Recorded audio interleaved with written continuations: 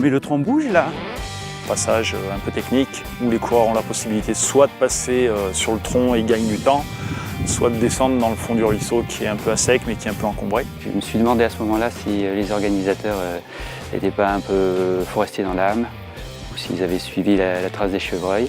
On joue un peu les équilibristes sur le tronc d'arbre et après sur un single on flirte avec le ruisseau sans arrêt. C'est pas une course pour enfants mais on s'amuse comme des enfants.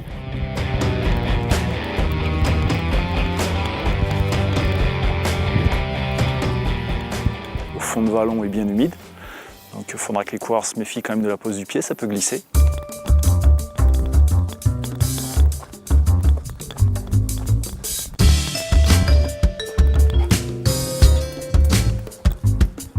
Donc la traversée du tunnel, on sera entre le 7e et le 8e kilomètre, donc où là il y aura généralement plus il y a des spectateurs qui viennent se placer là. Pour les coureurs, donc une fois qu'ils ont franchi le tunnel, ils ont cette petite montée en sous-bois qui est une des dernières montées qu'ils vont avoir sur le parcours. Et ensuite, donc, ils ont cette partie roulante qu'ils seront contents de trouver, je pense. Ah ben, là, je revis, là. Heureusement qu'il y a la partie roulante, quoi. Ça permet de reprendre son souffle, de se relancer et de bien courir.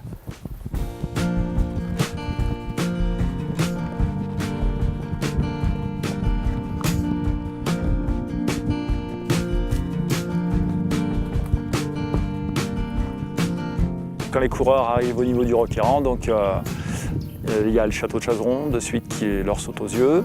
En arrière-plan, ils ont le Puy de Dôme, s'ils ont la chance d'avoir un temps comme aujourd'hui. Et dans le fond, pour ceux qui ont vraiment le temps de profiter, il y a le Sancy. La vue est magnifique, on voit très loin. On ne regarde pas trop parce qu'il y a quand même une certaine difficulté technique, notamment dans la descente et ensuite on peut jouer un peu les quadrumanes. Il faut être un peu initié quand même pour goûter au plaisir proposé par le Roc du Diable.